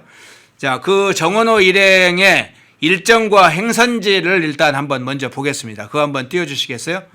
정선호 일행들이 어떻게 움직이고 있는지. 자, 3월 1일에서 5일까지 멕시코시티에서 일정을 보냈습니다. 메리다에서 2박 3일을 보내고 칸쿤으로 넘어갔다가 2박 3일 넘어갔다가 이제 미국 오스틴으로 가는 게 정원호의 일정이었죠. 물론 저 갈라지는 3월 9일에 갈라집니다. 다수 일행들은 다른 곳으로 새벽에 비행기 타고 가고 정원호와 그 여성 동행 직원, 여직원은 오후 1시에 다른 비행기로 오스틴이 간다. 거기서 또 갈라집니다. 미국 오스틴에 이제 3박 4일 동안은 아마 두 사람이 간 것 같아요. 다른 일행들은 미국에 거쳤다가 한국으로 들어가는 걸로 그렇게 나오는데 오스틴에서도 3박 4일 동안 같이 이제 보낸 것으로 그렇게 지금까지는 나오고 있는데 자, 몇 가지 문제. 첫째는 이제 사실상 공식 일정이 계속 띄워놔 주세요. 사실상 공식 일정이 없는 왜 칸쿤에 갔는지. 더군다나 아까 일정에 보면 칸쿤으로 간 이유가 경유지라서 그리고 직항이 좀 있어서 그런데 사실은 메리다에서 칸쿤으로 갈 일이 아니라 직항을 타려면 멕시코의 수도인 멕시코시티로 가야 됩니다. 그게 더 직항이 많고 당연히 미국 가는 비행기가 많겠죠. 근데 왜 칸쿤에 갔는지 이게 첫 번째고 두 번째 안동시 의원이 제출한 자료에 따르면 유효성 관광 문제가 나섰고 공금이 상당히 사용됐다 이런 거고 세 번째는 여직원이 출장 이후에 2년 반 만에 임기제 다급에서 가급에 재채용되는 사항인데 어떻게 해서 이렇게 승진을 채용을 하느냐 특채를 하느냐 또 여기에다가 채용 공고가 있기나 했냐 하는 이런 의혹들이 계속 덮어져 나오네요. 그렇죠. 지금 여러 가지 이것이 각 언론도 지금 취재를 많이 하고 있어요. 예. 취재를 하면서 새로운 의혹들이 제기되는데 마지막에 말씀하신 부분 거기에 대해서도 어떤 공고 채용을 한 흔적이 없다. 네. 이야기가 조금 전에 또 나왔습니다. 그러니까 다급에서 가급으로 올라갔는데 뭐 2년 만에 다시 올라갔다고 하지만은 그 과정에서 다급은 한 7급 정도 되거든요. 네. 그리고 청년 담당 주무관 뭐 이렇게 된 주무관이 이제 그 같은 몇 개 등급을 다 주무관이라고 부르지만은 그 청년 담당이었는데 나중에 어떤 관리관으로 가요. 가급으로. 네. 자, 그런데 그 채용 과정에서 공고가 없었다는 그런 이야기들도 조금 전에 뭐 나오기 시작을 하더라고요. 그래서 계속 언론이 취재를 하는 상황인데 이게 칸쿤에 간 게 처음에는 출장 보고서에 보면은 간 이유가 뭐로 돼 있냐면은 점검 회의 그러니까 저기 국제행사장에 갔잖아요. 네네. 가서 이제 마무리 회의를 하기 위해서라고 출장 보고서에 돼 있어요. 연수단 평가위 이런 이름으로. 그렇죠. 네. 평가를 하는 거. 우리가 가서 뭐 멕시코 시티하고 메리다에서 어떤 활동을 했는지를 칸쿤에서 종합 회의를 했다는 식으로 나와요. 그런데 왜 거기까지 그 마무리 회의를 하는데 일종의 디프레 아닙니까? 디프레를 왜 칸쿤으로? 디프레를 메리다에서 하면 되지. 그렇죠. 그래서 칸쿤을 그런데 정원호 예비 후보 쪽에서는 이번에 또 그것을 말을 바꿨잖아요. 예. 그냥 그것 때문에 간 게 아니고 경유지 차원으로 갔다. 예. 저기 미국 오스틴으로 가려니까는 항공편이 별로 없어서 그런데 메리다에서 칸쿤까지가 300km입니다. 300km고 버스를 타고 5시간을 갔다는 거거든요. 그리고 경유지를 찾아서 버스를 타고 5시간을 간 그 시간에 메리다에서 멕시코시티로 가면 비행기가 훨씬 더 많을 거예요. 그러니까요. 그리고 왜 이 경유지를 간 칸쿤에서 2박 3일을 머무르느냐. 2박 3일이라는 것은 본인들은 이야기하기로 뭐 밤늦게 도착을 해서 그다음에 하루를 그대로 있고 그다음 날 또 새벽에 출발을 했다는데 아니 그렇게 그 시간을 그냥 경유지만 완전히 시간을 허비한 거잖아요. 그 시간에 멕시코 시티를 갔으면 바로 그 이동을 할 수가 있죠. 그러네요. 그러니까 이제 칸쿤에 간 것은 그 어떻게 보면은 그 세계적인 휴양지이기 때문에 그것 때문에 간 것 아니냐는 것이고, 실제로 칸쿤에서 경유지만, 그러니까 경유지가 아니고 도착지가 돼버린 거예요. 네. 칸쿤은. 그런데 실제로 이번에 그 본인 그 성동구청에서는 두 사람이 갔지만은 전체 11명이잖아요. 네. 그것을 조금 전에 말씀하신 그 안동 그 시의원도 같이 갔는데 그 시의원의 출장 계획표를 한 언론에서 공개를 했는데, 거기 보면은 이 칸쿤에서 일정이 나와 있어요. 칸쿤에서 그냥 경유지인데 칸쿤 일정이 유적 도시를 방문을 했고, 칸쿤 해변, 고고학 유적지, 마야 박물관, 이 방문한 게 다 나와 있습니다. 네. 그러니까 이것은 일종의 뭐 국민 지금 눈속임을 한 것이고, 그리고 비용 문제가 지금 좀 따져봐야 돼요. 네. 비용 문제가, 물론 안동의 그 기초의원은 미국으로 가지 않았다고 하지만은 이게 400만 원인가 몇백만 원 수준인데. 아, 그래요? 안동시의원의 어떤 비용이? 예, 비용은. 예. 물론 이제 미국까지 가지 않은 건 있습니다. 그렇다고 치더라도 여기는 두 사람이 합해서 2천 몇백만 원이었잖아요. 2,800만 원, 예, 거의 그러니까 3천만 원까지. 한 사람이 한 1,400만 원 정도였잖아요. 예, 예. 그러니까는 저 많은 일정 중에서 미국 오스틴에 3박 4일을 안 갔다고 해도 너무 이렇게 차이가 나지 않느냐. 그런 문제점까지 좀 들여다봐야 되죠. 그래서 내가 이 두 사람을 출장을 가는데 성동구청에서 도대체 그 돈을 그렇게 3천만 원 가까이 지불을 할 정도로 재정이 좋느냐. 그거 제가 한번 찾아봤어요. 재정 자립도를 찾아보니까 이 성동구청이 서울에 25개 그 구청 중에서 재정 자립도가 한 7위. 네. 그러니까 조금 상위권이긴 하지만 그래도 재정 자립도가 굉장히 낮아요. 그 비율이. 그런데 저기서 그 많은 이 출장비를 들여서 저렇게 간 그 부분도 저는 한번 따져봐야 된다고 봅니다. 예. 정원호가 뭐 해외 출장에 가는데 이 동행한 여직원이 이번 멕시코 칸쿤 간 일정이 최초의 일정, 처음 일정은 아니라고 합니다. 다른 데도 여러 번 갔다고 지금 그 소식도 나오네요. 네, 그 소식들이 지금 계속 나오고 있고, 예. 지금 여러 언론에서도 지금 취재를 하고 있는데, 그때 뭐 민선 8기 동안 네. 그 김재섭 의원이 처음에 공개할 때 14번을 갔다고 했지 않습니까? 예, 예. 14번을 갔는데 그 중에서 그 여성 그 공무원하고 그러니까 성동구청에서는 단 둘이죠. 네, 네. 단 둘이. 그러니까 단 둘이라는 말을 했다고 해서 정원호 쪽에서 무슨 단 둘이냐 11명이다 했는데 처음에 이야기할 때는 성동구청에서 단 둘이에요. 그런데 성동구청에서 그렇게 여성 공무원하고 같이 간 거는 그 14번 중에서는 이제 그 단 둘이 간 거는 성동구청에 단 둘이 간 거는 그 처음이다. 이렇게 김재섭 의원이 이야기를 했지만은 그런데 이제 다른 구청 공무원들하고 예. 같이 간 그런 사례도 지금 있다고 지금 여기저기서 말이 나오고 있습니다. 보도도 예. 나오고 있어요. 뭐 오스트리아, 체코, 뭐 일본 이렇게 갔다고 한 일정들이 계속 나오고 있네요. 청년 뭐 정책관인가요? 뭐 그 담당자라고 하는데 그만큼 사업 범위가 넓은 인물이었을까요? 이것저것 정원호 사업에 관련한 사실상 비서 역할을 한 건가요? 굉장히 많은 출장에 저렇게 함께 다니는 장면도 이상합니다. 그런데 자, 정원호 문제와 관련해서는 추가 이제 사실 나오면 다시 확인하더라도 민주당의 대응 문제를 한번 좀 보겠습니다. 정천희 대표하고 민주당 법률위원장 이용우 의원이 법률위에서 올라오면 판단하고 검토하겠다 하면서 김재섭 의원에 관한 법률적 처분 이야기를 했어요. 이게 정원호를 처분하겠다는 게 아니라 김재섭이 뭔가 처벌을 봐야 되는 거 아니냐 이런 얘기했어요. 민주당 법률위원장도 허위 사실을 발표한 것도 문제지만 명시적으로 허위 사실을 발표한 게 있나요? 거기다가 이제 그게 부족했는지 허위 사실로 인식하게 하는 것도 법리상 허위 사실 공표를 의뢰할 수 있다 이래서 했는데 여기다 하나 더요. 자, 어제 민주당 그 원내 대변인 문금주 씨가 이런 얘기했어요.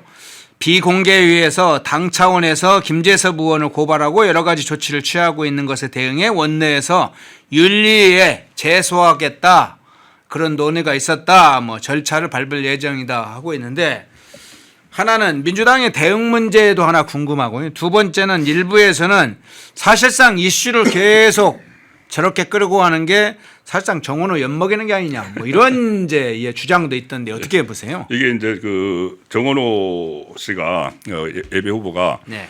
그냥 예비 후보가 아니고 이재명 픽한 예비 후보죠. 그러네요. 예, 그래서 이 사실상 처음에 이거 불과 지금 정동구청장도 아니고 네. 일종의 서울시장 후보 예비 후보에 불과하고 경선 후보에 불과해요. 그러면은 보통 이런 게 있으면은 그 후보가 알아서 이제 그 대응을 하도록 놔두는 거죠. 이게 정식 후보라면 또 몰라도 그런데 이 정은호 쪽에서 이렇게 뭐 고소 고발도 하고 했는데 당에서 직접적으로 이제 개입을 했잖아요. 정책내가 직접적으로 개입을 해서 무슨 법률위원회 지시를 했다. 그래서 법률위원회가 당 차원에서 또 고발을 한다. 이렇게 나오고 대변인은 그것을 국회 윤리위까지 제소를 하겠다. 이렇게 하는 것은 이걸 거꾸로 생각을 하면은 이게 문제가 크다는 걸 인식을 했기 때문이에요. 그 이재명이 픽한 그 사람이 자칫하면 낙마할 가능성까지 있다. 그래서 아예 처음부터 초기에 이것을 그 제압을 하자. 그래서 임박음을 하자. 더 이상 뭐 폭로 같은 게 나오지 못하도록 고소 고발을 하자. 누군데 이재명이 픽한 사람인데 이렇게 했는데 그 차원에서 보면은 어떻게 이건 이제 단순하게 겉으로 드러나는 그 분석이죠. 분석인데 워낙 지금 좌파 정권안이 분열되고 갈라져 있기 때문에 이재명이 픽한 사람 그러면 오히려 여기에 대해서 이것을 그 결과적으로 이슈를 만들면 언론이 지금 계속 취재를 하고 있지 않습니까? 네. 취재를 하고 또 이 김재섭 의원이나 그 고소 고발 당한 쪽에서도 또 새로운 자료를 막 내놓겠죠. 그렇게 되면 이게 이슈가 굉장히 커질 수가 있습니다. 커질 수가 있어서 이 뭐 정치권에서 좀 이혹의 눈초리로 보는 쪽에서는 이거 일부러 그러는 것 아니냐. 정원호 이슈를 막 키우는 것 아니냐. 그리고 그 안에서 뭐 그 다른 이 좌파 진영이 워낙 지금 갈라져 있기 때문에 가령 예를 들어서 이 국정조사 한다고 뭐 지금 청문회 한다고 하고 있잖아요. 네. 이재명 공소취소를 위해서. 그것도 민주당 쪽에서 적극적으로 하고 있지만 결과적으로 이재명에게는 불리하다. 왜냐하면 이재명 이름이 계속 이제 나오게 되잖아요. 이재명 국정에 관한 내용이 아니라 이재명의 사실은 범죄 혐의 그렇죠. 사건들이 계속 그걸 이제 계속 박상용 검사도 지금 계속 이야기를 하고 있잖아요. 네. 그러면 이게 과연 이재명에게 유리할까? 그런데 그 불리하죠. 이걸 억지로 공소취소를 하려고 이 국정조사를 했다는 이런 인식이 있는 가운데 이게 과연 그 기소를 조작을 했느냐 아니면 범죄 혐의가 있느냐 이게 지금 앞으로 쟁점이 되어버리잖아요. 네. 그거하고 마찬가지로 지금도 정은호를 이렇게 너무 적극적으로 이렇게 감싸 안고 그 하면은 결과적으로는 그럼 도대체 무슨 일이 있었던 건데 무슨 그런 그 이슈가 새로 부각이 되기 때문에 또 다른 정치적 의도가 있는 것 아니냐 좌파 안에서 그런 분석까지 지금 같이 쏟아지고 있는 거죠. 예. 자, 정원호 사건 먼저 좀 살펴봤고요. 이진숙 전 방통위원장 문제로 한번 넘어가 보겠습니다. 지난번에 작년에 경찰이 이진숙 방통위원장 수갑까지 채우는 일들 초유의 사태를 우리가 사진을 통해서 봤죠. 지금 이 사진이죠. 이준숙 위원장 경찰의 수사를 받는데 아예 체포해가지고 저렇게 수갑까지 채우는 일이 벌어졌어요. 과거에 기억을 하실 겁니다. 문재인 정부 초기 때 기무사령관이 비슷한 상황을 경험한 적도 있었죠. 그런데 자, 이 사건과 관련해서 지난해 11월에 경찰이 서울 남부지검에 이진숙 위원장 이 사건을 불구속 송치를 했는데 당시에 서울 남부지검이 이 내용으로는 뭐 이 정도로는 혐의를 입증하기가 어렵다 그러면서 다시 사건을 보완 수사를 요구하며 돌려보냈는데 뭐 4개월 동안 수사를 추가로 했는지 제대로 했는지 모르겠어요. 그 부분 아직은 이제 그 내용을 구체적으로 알려지지 않았기 때문에 모르겠는데 어쨌든 어제 검찰에 다시 이것을 재송치를 했습니다. 불구속 상태로 재송치를 했는데 더군다나 지방선거 당내 경선 진행되고 있는데 이 상황 어떻게 보세요? 이거 그러니까는 보완 수사를 했는지 네. 아니면 그냥 들고 있다가 다시 냈는지 이거 모르는 거예요. 예. 이 내용이 지금 그 확인이 안 되고 있지 않습니까? 그러니까 자기가 그러니까 내 우스갯소리 잠깐만 하나만 하면은 네. 이 기자들이 이렇게 기사를 과거 이렇게 써서 가잖아요. 네. 그럼 데스크가 딱 이제 주면은 데스크가 습관적으로 그냥 다시 써 이래요. 예. 다시 써 막 혼을 내요. 제대로 보지도 않고. 그러면 이제 다시 쓰는 게 아니고 똑같은 거를 좀 있다가 내면은 통과시키거든요. 예, 습관적으로 이제 그렇게 한다는 이제 이야기가 있는데. 그러니까 위에 사람은 한번 반려하는 것으로 예, 자기 예. 권위를 살리는 그는 거야. 이제 자기가 할 일을 했다. 예. 그리고 그 다음에 오면은 자 이렇게 써야지 하면서 이제 통과시킨다 이런 말이 이제 언론계에 있어요. 예. 그런데 어쨌든 저것도 다시 썼는 건지. 그러니까 보안 수사를 하라고 했잖아요. 이제 보안 수사권도 지금 없어질 가능성이 높지만은 보안 수사를 하라고 해서 뭐 보안 수사를 했는지 안 했는지는 몰라요. 그런데 지금 다시 검찰의 그 불구속으로 재송치를 했다는 것은 시점을 봐야 됩니다. 시점을. 예. 왜 지금이냐? 왜 지금이냐? 지금 저 대구 이제 시장 선거에 나가면서 컷오프 돼 가지고 다시 또 이렇게 원상 회복할 가능성이 상당히 높아졌거든요. 전부 다 경선으로 다시 가는 방향으로 본인들도 그걸 요구를 하고 있고 그러면은 이 시점에 대구에 김부겸이 출마를 했단 말입니다. 네. 김부겸 그 전 총리가 출마를 해서 뭐 대구에 선물 보따리를 내놓겠다 이렇게 하면서 막 뛰고 있고 여론조사 하면은 지금 현재로서는 뭐 압도적으로 1대1 대결하면 우세한 걸로 나오고 하는 시점에 가장 그 맞대응할 수 있는 유력한 후보가 이진숙입니다. 네. 지난번에 그 리얼미터 영날부 리얼미터 조사에 의하면은 1대1 가상 대결에서 전부 다 오차범위 밖으로 김부겸에게 지는데 이진숙 그 전 방통위원장만 오차범위 안에 들어갔어요. 그러면 이제 어떻게 보면은 국민의힘이 그 다시 정상화돼서 전부 다 같이 경선을 하면 이진숙 그 전 위원장이 후보가 될 가능성이 가장 높죠.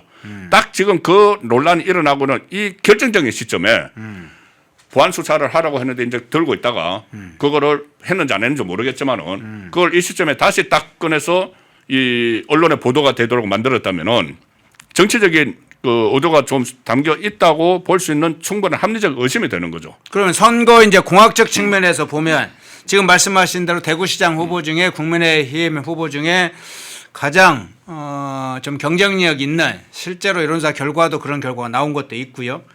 그런 상황을 볼 때 선거 공학적 측면에서 보면 권력이나 뭐 이런 여권 측에서 유력한 후보를 제거하는 작전 이렇게 정치적으로 해석도 가능하다고 볼 수 있겠네요. 뭐 이제 뭐 제거까지는 뭐 어쨌든 목적을 어떻게 하는지 모르겠지만은 네. 상당히 영향을 미치게 되는 거죠. 결과적으로. 결과적으로 가령 이제 이진숙 그 전 위원장만 가지고 그 하면은 이게 너무 억지 아니냐고 볼 수가 있지만은 가령 예를 들어서 경찰이 전재수 같은 경우에 거의 뭐 수사를 하지 않고 있다가 뭐 어제 부산시장 출마 선언을 해버렸잖아요. 뭐 그다음에 합수본으로 넘어갔지만 초기에 경찰이 수사 제대로 안 했어요. 네. 그래서 이 지방선거를 앞두고 좀 편파적으로 한다. 뭐 이런 그 지적이 있는 상황에서 이 가장 중요한 시점에 이진숙 전 위원장에 대해서 마치 사법 리스크가 끝나지 않았다. 이 메시지를 주는 거지 않습니까? 예. 그러면은 이게 만약에 본선에 들어가서 만에 하나 그 가정을 하는 겁니다. 이진숙 그 위원장이 국민의힘 후보가 돼서 가정을 해서 김부겸 후보하고 이렇게 맞대결을 하면은 김부겸 후보 쪽에서는 저 이진숙 위원장은 사법 리스크가 있는 사람이야. 이거 재판 받아야 돼. 재판 결과 뭐 어떻게 나올지 몰라. 만약에 이게 뭐 자격 박탈형이 나올 수도 있어. 뭐 이렇게 되면은 그런 그 뭐 선거 전략으로도 쓸 수가 있는 거고 그런 이미지를 더 씌울 수가 있는 거죠. 그래서 그런 것을 설마 대한민국 경찰이 그렇게 다 짜고 한다고 믿고 싶지는 않지만은 그런 의도가 있다고 정치공학적으로 지금 말씀하신 대로 정치공학적으로는 충분히 그 추측을 해볼 수 있는 겁니다. 예. 뭐 다른 그 부분들도 있기 때문에 다른 예. 부분에 민주당 후보와 관련된 것들을 거의 뭐 수사를 안 하고 있는 상황이기 때문에 그렇게 합리적인 의심을 하는 거죠. 예. 자, 그러면 국민의힘 공천 문제도 이야기가 이왕 나온 김에 좀 이야기를 좀 해보겠습니다. 앞서 이제 컷오프 상황도 잠깐 이야기를 해주셨는데 이 대구시장 가장 보수 어떤 기반이라고 하는 이 대구에서 공천 파동이 일어났어요. 이준숙 위원장이 컷오프 당하면서 특히나 파장이 커졌는데 대구시장 공천 문제 어떻게 보시는지 하고 그리고 어떤 방식으로 좀 이 문제가 좀 해결될 것으로 보세요. 일단 지금 최대 주말에 변수가 하나 있거든요. 네. 뭐냐면은 이제 김영한 충북도지사는 그 가처분이 인용이 됐는데 네. 주호영 그 의원에 대해서 가처분이 아마 오늘이나 내일 좀 금명간 나올 거예요. 네네. 나오면은 이제 인용이든 기각이든 또 다시 이 좀 그 술렁일 수밖에 없습니다. 인용이 되면은 어제 그 장동혁 그 대표가 강하게 이제 법원을 비판을 했죠. 이거 너무 많이 개입하는 것 아니냐 이렇게 그 나올 것이고 또 기각이 되면은 그 다음에 다시 이 무소속 출마 이야기가 또 나올 거예요. 그 주호영 의원에 대해서. 그런데 조금 전에 말씀드린 대로 김부겸 총리가 등장해서 선물 보따리를 가지고 오고 인사강에서 3파전 하면은 네. 무조건 민주당으로 넘어가거든요. 그래서 지금 이제 그 당장 현실적인 방법이 지금 또 제가 개인적으로 듣기로는 법원에서도 좀 주저하고 있다. 가처분 법원에서. 왜냐하면은 그 전에 그 배현진 또 그다음에 배현진하고 그 누구죠? 김종혁 그리고 이번에 김용환 이렇게까지 막 인용을 하니까는 정치권에서 반발이 일어나고 있잖아요. 네. 그러니까 법원에서 좀 뭐뭐뭐 하면서 차라리 당에서 이걸 먼저 좀 결정을 해서 정리를 해버리면은 자기들을 좀 편하게 갈 수 있다 이런 이야기도 있어요. 그렇다면은 그 주호영 의원의 가처분을 좀 기다리지 말고 선제적으로 지금 그 선관위 위원장도 새로 바뀌었잖아요. 예. 새로 바뀌어가지고 경선을 원칙으로 한다고 이야기를 했기 때문에 다시 지금 상황에서는 원위치 시키는 게 전부 다 같이 경선을 먼저 선제적으로 주호영하고 이진수 다 끼어서 그 조처를 내리는 게 저는 가장 현실적이지 않나 생각을 합니다. 예. 다시 사실은 정상화시키는 게 이제 원래 그런 원칙적인 상황, 정상적인 공천 경쟁, 경선 경험 과정으로 넘어가야 된다. 지금 이제 그런 방향으로 가는 게 오히려 공천 내부도 그렇고 경쟁력 있는 후보를 뽑는데 유리하다. 이제 이렇게 보시는군요. 그게 왜 그러냐 하면은 그 전에 이제 그 이진숙 그리고 주호영 이 두 사람이 사실상 뭐 여론조사 보면은 1위, 2위였어요. 네. 그런데 이 두 사람 이제 컷오프 시킨 그 이유는 있겠지만 이정현 공관위원장이 뭐 더 다른 곳에서 일해야 된다, 뭐 더 큰 일 해야 그런 된다. 뜻도 있었겠죠. 예, 뭐 그런 있었겠지만은 그때 뭐냐 하면은 그때 분위기는 두 사람이 아니어도 누가 국민의힘 후보가 돼도 당선된다는 게 있었어요. 왜냐하면 김부겸 전 총리가 그 두 사람이 컷오프 되는 시점에 확실하게 출마하겠다는 이야기를 안 했고 그랬죠. 불출마할 거라는 사람들도 많이 있었거든요. 국무총리까지 지내고 지금 사실상 정계 은퇴를 했는데 무슨 출마를 하겠느냐는 이야기도 있었습니다. 그런데 지금은 실제로 현실화됐잖아요. 그게 현실화돼서 여론조사 같은 데 보면은 그나마 경쟁력이 있는 사람들이 컷오프가 됐다는 이야기가 나오는 거죠. 그러면은 지금은 만약에 대구를 뺏기게 되면은 이 보수의 심장부가 무너지기 때문에 무조건 이겨야 된다. 이기려면은 원래 했던 그때하고 지금 상황이 변화가 된 거예요. 컷오프 했을 때하고. 그러면 그 전의 상황으로 다시 이제 돌아가서 여러 가지 문제는 있죠. 왜냐하면은 남아있던 6명이 TV 토론까지 했습니다. 그러면 그쪽에서도 뭐 왜 우리 TV 토론 했는데 들어오느냐 불만이 있을 수도 있고 이쪽 새로 들어가는 쪽에서는 괜히 컷오프 하는 바람에 시간 뺏겨서 우리는 TV 토론도 못 나갔잖아. 이럴 수도 있어요. 그렇죠. 그런데 이제 그런 것들을 지금은 대구가 비상 상황이니까 또 국민의힘 소속들이니까 그것을 전부 다 좀 감수를 하고 가장 경쟁력 있는 후보를 뽑는 경선이 하루빨리 시작이 돼야 된다고 봅니다. 예. 자, 이왕 나온 김에 이진숙 위원장 이야기가 나왔으니까 대구 문제로 한번 그대로 하나 더 이어보겠습니다. 홍준표 전 대구시장 대선 후보까지 했던 사람이 이렇게 이런 행보를 걷다니 대체 홍준표 전 시장이 뭔 짓을 하는 것인지 그걸 한번 살펴보겠습니다. 자, 그거 띄워주시죠. 홍준표 전 대구시장 김부겸 지지선언을 했습니다. 자치단체장은 행정가이지 싸움꾼이 아니다. 대구에 도움이 된다면 당을 떠나 정치꾼이 아닌 역량 있는 행정가를 뽑아야 된다. 홍준표 시장은 원래 행정가 출신인가요? 정치꾼은 아닌가요? 본인은 정치꾼 하다가 대구시장 한 거 아닌가요? 홍준표 시장의 저 발언이나 행보 어떻게 평가를 하세요?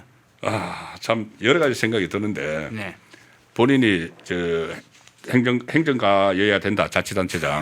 예. 그런데 본인이 지금 경남도지사 할 때 그때 그 자리에 있다가 박근혜 전 대통령 탄핵되니까 보궐선거가 치러지니까 그거 때려치고 나왔어요. 그 대선 가려고.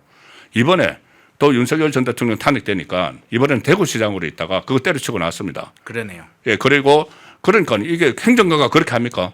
대선 생겼다고 자기가 하고 임기도 안 끝났는데 중간에 때려치고 나오고 특히 이번에는 본인이 때려치고 나와서 그 기간이 있어서 보선은 안 치러졌지만은 대구시장 경선이 치러졌는데 만약에 가상을 해보십시오. 본인이 홍준표가 대구시장으로 그대로 지금까지 있으면서 이 대선 대권 욕심을 버리고 본인이 대구를 살려보겠다고 대구시장을 했으면은 조기에 대선이 치러졌더라도 거기에 가지고 않고 행정가라면은 본인 말대로 행정가라면 그 자리에 계속 있었겠죠. 대구시를 살린다. 그러면 어떻게 되느냐? 현역 대구시장이 있으면은 지금처럼 5명의 현역 국회의원이 그 자리를 넘보지 못합니다. 그 중진 의원들 3명 주호영 윤재호 추경호 중진 의원들이 예를 들어서 홍준표가 그 대구시장으로 있고 나 다시 한번 대구시장 할 거야 했으면은 못 나와요. 그러네요. 근데 본인이 그 자리를 비켜줘 가지고 그 국민의힘에 이렇게 혼란스럽게 됐는데 그래서 겨우 이제 정리를 하려고 하는 그 마당에 본인이 민주당 김부겸 후보를 지지를 하는 민주당을 지지하는 게 아니고 김부겸을 지지한다. 이거는 완전히 대구시민을 오롱하는 거죠. 그 국민들 장난치는 것이죠. 아니 김부겸 뭐 국민의힘 후보로 나옵니까? 무소속으로 나옵니까? 어쨌든 그런 식으로 해서 본인이 이런 혼란한 상황을 만드는데 결과적으로 본인이 때문에 그렇게 된 거잖아요. 네. 본인의 대권 욕심 때문에 되지도 않을 거 가지고. 그런데 지금 와서 이 혼란한 상황을 겨우 수습을 하려고 하는데 지금 마치 고춧가루를 뿌리듯이 김부겸이 돼야 돼. 그리고 국민의힘 그 국회의원들은 전부 다 그냥 뭐 경쟁력도 없이 그냥 그 대구 시민들을 그냥 찍어주니까 된 거야. 이렇게 이야기를 하는 것은 그 경쟁력을 지금 출마한 사람들 전부 다 경쟁력이 없는 사람으로 만들어 버리고 예. 김부겸이 최고다 이렇게 해버리면은 그러면은 본인이 대구시장으로 계속 있었으면은 이런 상황도 일어나지 않잖아요. 본인이 대권 욕심 때문에 두 번입니다. 네. 그때도 경남도지사 또 그만두고 나서 시점을 딱 맞춰서 그만둬서 이 보궐선거가 치러지지 않았죠. 그런데 그 다음에 지방선거 2018년 지방선거 때 김경수에게 넘어갔습니다. 경남도가. 그러면은 그때 본인이 국민의힘이 가지고 있던 경남도지사 자리를 대권 욕심 때문에 나가서 이 공석으로 만들어놨다가 그 다음 선거에서 민주당에게 줘버렸잖아요. 자기가 그 경남도지사 계속 지키고 있었으면 또 출마했으면 경남도도 계속 지키고 있을 수가 있어요. 대권 욕심 때문에 나갔다가 이번에도 대권 욕심 때문에 나갔다가 다시 또 민주당에게 이것을 넘겨주려고 하는 뭐 그런 행태를 보이고 있는 거죠. 예. 제가 너무 흥분했습니까?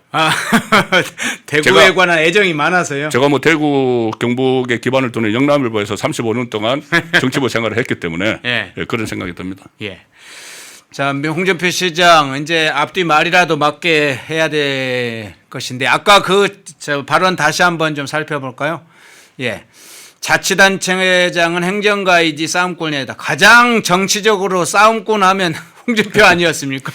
본인이 가장 또 전투적으로 싸우는 때로는 싸움꾼이고 말도 걸쭉하게 하고 뭐 인신 모독 인식 발언도 그냥 넘나들면서 했던 싸움꾼이면서 자기 자신한테 지금 뭘 던지는 것 같고 오물을 자신한테 던지는 것 같아요. 대구에 도움이 된다면 당을 떠나야 된다. 홍준표 시장은 이제부터는 뭐 이전에는 자기가 걸어온 길을 해볼 때 이제는 자기 소속된 당을 버리고 나니까 이제 아무런 관심이 당에 대한 애정도 없고 관심이 없다는 걸 선언하는 건데 정치꾼이 아닌 역량 있는 행정가. 김부겸이 역량 있는 행정가라고 하는 것도 그러면 아마 홍준표 선언인 것 같습니다. 뭘 기준으로 김부겸 씨가 역량력 있는 행정가. 국무총리 했는데 뭐 역량을 보여줬나요? 뭐 여러 대목에서 지금 문제가 발언했는데 앞서 이제 발언 중에 제가 이제 실소를 지금 금하지 못한 건 우리 송건 평론가님의 이야기 중에 나왔었는데 민주당을 지지한 것은 아니다. 그냥 김부겸을 지지한 것이다. 이 발언이었어요. 이 내용. 그러니까 겨우 이제 본인도 어떻게 보면은 참 민망하죠. 예. 그렇게 갑자기 이제 김부겸 지지 선언을 하려고 하니까는 민망한데 김부겸 이제 예비 후보가 하나 힌트를 준 거예요. 예. 뭐라고 김부겸 예비 후보가 했냐면은 홍준표 시장은 과거에 이제 국민의힘 그러니까 보수 정당에서 같이 했습니다. 그때 열린우리당 창당하면서 김부겸 이 후보가 그때 국민의힘 계열 보수 정당을 나가서 열린우리당 창당에 같이 합류를 했잖아요. 독수리 오형제라고 해서 5명이 이제 같이 넘어갔는데 그 전까지는 같은 당으로 있었고 그 다음에 내가 호영 호재하는 사이다. 그 홍준표 전 시장하고 이렇게 하니까는 홍준표 전 시장이 딱 거기에 착안을 해서 이게 내가 김부겸과 개인적인 의리 그리고 김부겸에 대한 평가 때문에 개인적인 평가 때문에 지지하는 것이지 민주당을 지지하는 것은 아니다. 그러면은 그 민주당까지 만약에 민주당 후보로서의 김부겸을 지지한다고 하면은 저 지금 사진도 빨간색 넥타이 메고 나오지만 저거 떼야죠. 저거 떼야 되고 네. 본인 정체성을 다 부정하는 거잖아요. 본인이 계속 자랑해왔던 게 이번에 탈당하기 전에 자기는 이 보수정당 국민의힘 계열을 계속 지켰다. 뭐 이런 이야기를 했지 않습니까? 그전 한번 무소속으로 나갔다 왔는데도. 네. 그렇기 때문에 자기 정체성을 완전히 부정을 하는 것이고 대구에서는 김부겸은 일부분 뭐 묵힐지 몰라도 민주당은 안 묵히거든요. 그러니까 그거를 딱 분리를 해서 저 말도 그냥 하는 게 아니고 상당한 이제 장치를 걸어놓고 하는 말이다. 그렇게 느껴집니다. 예. 자, 댓글 한번 보겠습니다. 댓글에서 마산무소님이 이런 댓글을 주셨어요. 총리가 하고 싶겠지. 자, 그거 한번 그러면 살펴보겠습니다. 총리가 하고 싶겠지. 자, 이재명 정권이 출범한 이후에 홍준표 전 시장 한때 국무총리 설이 돌았어요. 이재명 정부 입각을 했던 여러 인물들도 보수 관계자들이 있습니다. 무슨 위원회 뭐 이런 데 지금 입각을 한 상황인데 민주당에 합류한 사람도 있습니다. 물론 그 이재명 정부 출범 전후로 해서 이재명 정부든 민주당이든 합류했는데 홍준표 전 시장이 총리에 대한 야심을 여전히 갖고 있는 거 아니냐. 지금 마산부소님도 총리가 하고 싶겠지 이런 이야기 댓글로 주셨는데 이재명 정부에 합류하려고 하는 욕심, 야심 이런 걸 지금 계속 드러내고 있는 게 아닌지 그런 의심을 할 수밖에 없는데 어떻게 보세요? 아마 저도 이제 그 홍준표 전 시장 처음 정치할 때부터 저도 중체부 기자였고 또 대구에서 활동을 했으니까 자주 이제 취재를 했거든요. 네. 저를 하는데 보면은 그냥 저렇게 이야기하는 게 아닙니다. 본인의 지금까지 했던 것을 전부 다 뒤엎고 본인의 정체성까지 다 이제 내주면서 저렇게 할 그런 게 아니고 뭔가 이제 목적이 있을 거예요. 목적이 있는데 본인이 다시 대선에는 못 나올 거지 않습니까? 이 상황에서. 국민의힘에 돌아오기도 힘들어요. 그럼 본인에게 최선의 방법은 마지막으로 국무총리 한번 하는 거죠. 그래서 지난번에 대선에서 후보 경선에서 패배하고 나서 바로 저 하와이로 갔지 않습니까? 네. 하와이로 가서 막 그 국민의힘에 대해서 막 비난 하사를 퍼부었죠. 그러는 사이에 그때 기억하시겠지만 이재명하고 둘이서 뭐 통화를 했다 이런 말이 나왔어요. 그래서 그때 국무총리설이 나왔지 않습니까? 이재명이 정권을 잡으면 초대 국무총리를 할 거다. 그래서 그것 때문에 지금 피해 있다. 지금 그 대선에 관여하지 않고 그런 이야기까지 나왔는데 결과적으로 그게 덜통이 나서 그랬는지 어쨌는지 모르지만은 네. 김민석에게 갔지 않습니까? 그렇죠. 그런데 홍준표 전 시장 입장에서는 이게 이제 그 국무총리를 노리는 게 사실이라고 하면은 절호의 기회가 온 거예요. 뭐냐 하면 지방선거 끝나면은 바로 민주당 전당대회 하죠. 김민석은 지금 당권에 도전하려고 합니다. 그러면 김민석이 총리 자료를 내놔야죠. 내놓으면 새로운 총리가 있어야 되죠. 그러면은 지방선거 끝나고 아마 첫 개각이 있을 거예요. 그 당권하고 맞물려 가지고 첫 개각하면 국무총리가 누가 되느냐. 이게 다시 이제 관심의 대상이 돼 있는 이 시점이잖아. 이 시점에 저렇게 행동을 하니까 완전히 예를 들어 해당 본인은 뭐 탈당했으니까 해당 행위는 아니고 어쨌든 진영으로 보면 이적 행위를 하는 거죠. 이적 행위를 하는 거는 그런 원대한 본인만의 그 꿈이 있으니까 저렇게 하는 것 아니냐. 지금 정치 스케줄도 묘하게도 지방선거 끝나면은 바로 개각이 예상이 되니까 또 총리가 빌 가능성이 상당히 높죠 지금. 네. 김민석을 띄우기 위해서 그 계속 이 당권 주자로 띄우고 있잖아요. 친명 쪽에서. 자 그래서 그런 것까지 맞물려면은 총리 욕심설이 그냥 그 과한 추측만은 아니다. 그렇게도 볼 수 있습니다. 네. 이덴 세스템님까 퍼즐이 확실히 맞네요. 이렇게 얘기를 해줬고 이정은님 홍준표 처음부터 난 안 믿었다. 역시 내 생각이 맞았음. 홍준표 전 시장에 대해서 상당히 좀 비판적 의견이 많네요. 참 정치권을 떠나면 그 이후에 어떻게 길을 또 마지막 행보를 걷느냐도 중요하죠. 자기 인생에 대한 평가를 어떻게 받느냐도 중요하니까 욕심이 지나치면 반드시 자기 자신을 무너뜨리게 됩니다. 그런데 아까 질문 중에 보니까 김부겸 이야기를 묻던데 오늘 김부겸 마지막으로 그럼 김부겸 질문을 한 번 더 좀 하겠습니다. 김부겸 어디 출신이냐? 호남 출신이냐? 이제 이렇게 묻는 것도 있던데 경북 상주 출신이죠? 상주 출신의 경북고등학교 나왔죠. 경북고. 예. 대구 경북에서 이제 경북고 나오면은 과거에 요새는 아니지만 과거에 그 경북고 나오면은 광어 TK라고 했어요. 예. 광어. 그리고 그 경북고 안 나오고 다른 고등학교 나온 대구 사람은 도다리 TK. 강화하고 도다리. 예, 과거에 그랬어요. 과거에. 예, 예. 그렇게 보면은 정통 TK라고도 볼 수가 있는 거죠. 그렇군요. 경기 양평에서 살다가 대구와는 사실은 마음이나 몸으로나 정치적으로 사실 다 떠났죠. 이제 그랬던 김부겸을 다시 대구로 지금 돌리는 상황인데 김부겸 얘기를 한 가지만 여쭤볼게요. 김부겸이 지금 출마 사실상 선언을 하고 지금 이런 얘기를 했습니다. 박근혜 전 대통령은 지역에 계시니 원로니까 찾아뵈려고 한다 이렇게 이야기하면서 대구에 있는 엑스코 전시센터 얘기도 했어요.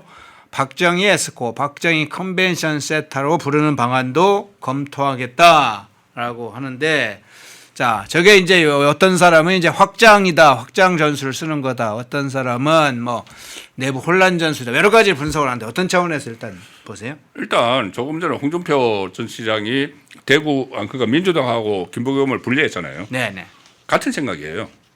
민주당 간판보다는 김부겸의 개인기로 조금 해야 되고 오히려 개인기로 하면서 민주당이라는 이것보다는 이재명 정부를 계속 끌어들이거든요. 네. 왜냐하면 예산을 줄 수 있는 건 이재명 정권이기 때문에. 자, 그런데 어쨌든 민주당하고는 이제 분리를 하기 위한 그런 차원인데 김부겸 그 후보는 그때 대구에서 시장 선거 나오거나 국회의원 선거 나왔을 때도 박근혜 마케팅을 했어요. 그때도. 네. 이게 한계를 알기 때문에. 그리고 또 대구에서 어떤 그 저 박정희 박근혜 두 사람에 대한 향수 같은 것이 깊게 배어 있다는 것을 알기 때문에 일단은 실현 가능성은 없지만은 이 제스처를 하는 거예요. 가령 예를 들어서 박근혜 전 대통령을 한번 찾아뵙고 싶다. 이렇게 이야기하면서 유영아 저 의원이 또 국민의힘 후보 경선 후보로 나와 있기 때문에 유영아 그 후보가 허락을 해야 되겠지만 또 이런 식으로 이야기를 했거든요. 그래서 은근히 이 본인이 그 박근혜 마케팅에 슬쩍 끼어드는 그런 상황인데 박근혜 전 대통령은 아시다시피 그 전에 장동혁 대표 단식할 때 그 찾아가서 단식을 이제 만료를 하면서 그때 그 어떤 뭐 통합의 이제 상징적인 장면을 만들어냈지 않습니까? 네. 그리고 이번에도 그 지방선거 일단 후보들이 다 확정이 되고 하면은 대구뿐이 아니고 전 지역을 향해서 그 보수의 뭐 통합 뭐 다 이런 메시지를 낼 가능성이 저는 상당히 높다고 봐요. 그런데 그 상황에서 실현 불가능한 이야기죠. 김부겸 그 후보가 찾아가서 이렇게 만난다는 것은. 근데 만난다고 이야기를 하고 이 대구 엑스코 그 컨벤션 센터인데 전시관인데 그거를 박정희 컨벤션 센터로 부르는 이 이야기를 하고 이것을 그리고 또 호남에서는 이제 김대중 컨벤션 센터가 있거든요. 네. 그것과 같이 이렇게 동치시켜서 하는 거는 보수의 반감을 좀 떨어뜨리려는 그런 전략인데 그게 뭐 덕후에는 실제로 뭐 도움이 될지 그 부분은 좀 미지수죠. 예. 자, 김부겸이 이제 선거 전략이라는 게 그거군요. 이재명 정부가 있는 안에서 대구를 키우려면 필요하다. 뭐 홍준표도 아까 그런 얘기했었죠. 대구에 그렇게 도움이 될. 물론 지역의 지역 개발이라든가 지역 산업이라든가 지역의 여러 가지 사이즈를 키우기 위해서 뭐 예산도 늘리고 뭐 이런 것들은 필요하고 또 집권 여당의 전략이기도 하죠. 그런데 특정 지역에 저렇게 과도한 예산, 불필요한 예산 또는 절제된 예산이 아닌 방을 투입되는 것이 좋다고 한다면 뭐 사실은 이재명이나 홍준표나 김부겸을 얘기할 게 아니라 허경영을 이야기하세요. 허경영. 국가혁명당 총재였던 허경영. 얼마나 많이 준다고 했습니까? 그런 방식으로 국가나 지자체가 운영되는 것이 정상적인 것처럼 얘기하면 허경영을 다 찍어야죠. 막 날아다닌다는 허경영. 자, 김부겸을 통해서 그런 장면도 한번 살펴보게 됐습니다. 예, 2부 송국건 정치평론가님이었습니다. 고맙습니다. 네, 감사합니다. 흐름을 읽으면 돈이 보인다. 펜앤 경제TV. 월화수목금 오후 4시 라이브 4. 경제의 핵심만 쏙쏙 경제픽설. 주식시장을 읽는 눈 머니인사이트. 투자의 맥을 한방에 박상규의 투맥. 글로벌 투자 시그널. 세계를 보는 눈. 기업가 정신의 재발견.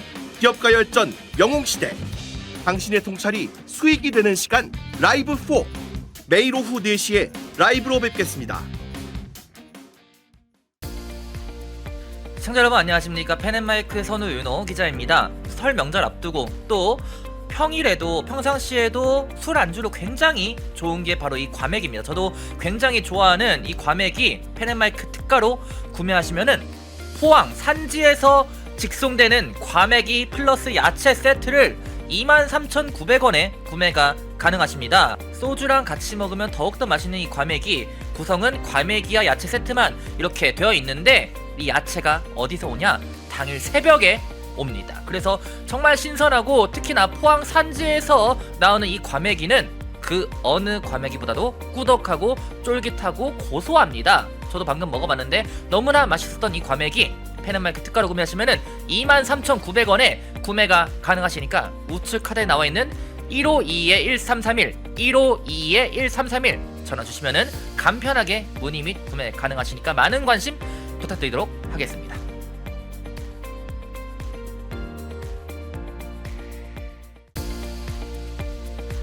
시청자 여러분 안녕하십니까. 펜앤마이크 선우 윤호 기자입니다. 오늘은 제가 제품 하나를 소개해 드리려고 하는데요. 바로 남재은 박사가 직접 개발한 알부민 울트라맥스, 누적 판매량이 300만 병을 돌파한 만큼 후기로 검증된 뭐 그런 제품이라고도 볼 수가 있는데, 그러면 많은 분들이 대체 어떤 부분에서 무엇을 보고 300만 명이 넘는 이 주문량을 돌파했는지 그걸 알아야겠죠. 바로 많은 분들이 꼽는 것에 피로회복, 면역력, 그리고 간 건강 등이 있습니다. 무엇보다 남재은 박사가 본인이 직접 마시면서 개발에 참여했기 때문에 다른 제품들을 보더라도 이름을 걸고 판매하는 제품들은 당연히 자신감이 있을 수밖에 없습니다. 그것이 이러한 자신감이 300만 병 돌파라는 그런 판매량으로 입증된 거기도 하고요. 이 피로 회복, 면역력, 집중력 저하, 간 건강 등 이 하루 한 병 바꿔보시면은 아마 일상이 달라졌다는 후기들이 많은 것처럼 여러분들도 그 후기가 자신의 후기가 될 수 있을 거라 생각을 합니다. 지금 구매하시면 펜앤마이크 이벤트로 정말 그 어디서도 경험할 수 없는 이벤트를 경험하실 수가 있습니다. 바로 2+1 이벤트인데요. 지금 바로 우측 하단에 나와 있는 번호 1522-1331 152-1331 전화 주시면은 펜앤마이크에서만 진행하는 2+1 이벤트로 알부민 제품 구매하실 수가 있으니까 많은 관심 부탁드리도록 하겠습니다.